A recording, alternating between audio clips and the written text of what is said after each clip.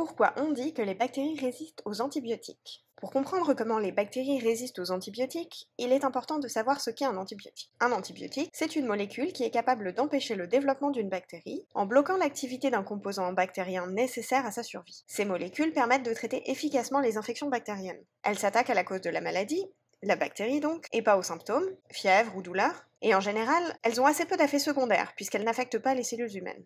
Elles sont en revanche incapables d'affecter les virus, et elles sont donc inutiles dans le cas d'infection virale. Vous vous souvenez peut-être du slogan « Les antibiotiques, c'est pas automatique ». Depuis plus de 2000 ans, l'homme avait observé la capacité de certaines moisissures à empêcher le développement d'infections bactériennes. Mais il a fallu attendre le début du XXe siècle pour enfin comprendre ce qui causait cette protection, les antibiotiques. Nous avons ensuite été capables de les purifier ou de les synthétiser pour traiter des infections bactériennes. Grâce aux antibiotiques, on a pu soigner des maladies dévastatrices comme la peste, le choléra, la syphilis, la tuberculose, et augmenter l'espérance de vie moyenne de près de 20 ans en un siècle. Avec la vaccination, c'est l'avancée médicale la plus importante des 2 derniers siècles. Mais, car il y a un mais, certaines bactéries sont capables de se développer normalement, même en présence de hautes concentrations d'antibiotiques. On parle alors de résistance antibiotique, et cela peut mener à des infections qu'on est incapable de soigner. Alors d'où ça vient, la résistance aux antibiotiques? Il existe plusieurs moyens d'être résistant aux antibiotiques. Certaines bactéries vont réussir à dégrader l'antibiotique, d'autres à l'empêcher de rentrer dans la bactérie, et enfin d'autres vont acquérir des mutations dans la cible de l'antibiotique, c'est-à-dire dans la partie de la bactérie que va toucher l'antibiotique, de façon à être insensible, même si l'antibiotique pénètre dans la bactérie. Quel que soit le mécanisme, ces résistances existent naturellement, en général, dans les bactéries de notre environnement. Mais ces bactéries sont souvent inoffensives pour l'homme, donc ça ne pose pas de problème.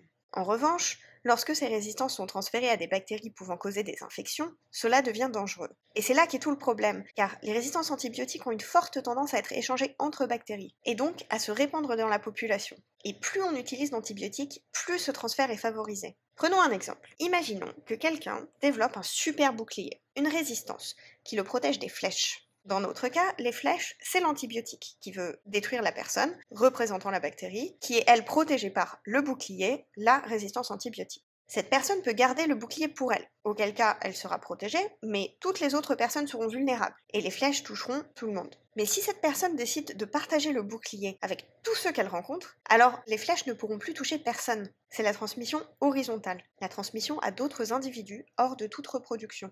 Intervient alors le deuxième paramètre, crucial pour comprendre la résistance antibiotique, la fréquence de la menace. Si les flèches utilisées sont rares, alors les gens qui obtiennent le super bouclier vont s'en débarrasser, parce qu'ils n'en auront pas besoin.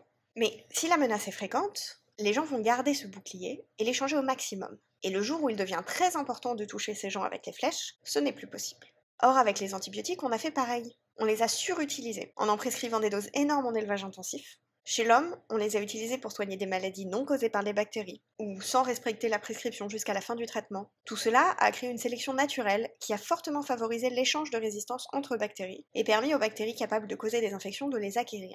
Et aujourd'hui, de nombreuses maladies bactériennes sont redevenues mortelles car elles ne réagissent plus au traitement antibiotique. Une étude du journal Lancet estime qu'en 2019, près de 1,3 million de personnes sont mortes dans le monde directement à cause d'infections bactériennes résistantes aux antibiotiques. Et ce nombre risque d'augmenter tous les ans en l'absence de nouveaux traitements. Que faire pour lutter contre la résistance antibiotique? Plusieurs options. Déjà, mettre en place des politiques qui permettent un usage plus raisonné des antibiotiques, pour éviter une aggravation trop rapide du problème. Ensuite, développer de nouveaux traitements. Malgré la difficulté de trouver de nouveaux antibiotiques et la longueur des essais cliniques pour l'utilisation chez l'homme, les chercheurs travaillent dur, et donc il y a de l'espoir. Enfin, la communauté scientifique s'intéresse de plus en plus à l'utilisation de virus de bactéries comme médicaments. Ces virus s'attaquent exclusivement aux bactéries. Il leur est impossible d'attaquer les cellules humaines. Ils peuvent donc directement détruire la bactérie responsable d'une infection. Tout ceci nécessite beaucoup de travail de la part des chercheurs et une abondance de sujets pour 19 docteurs.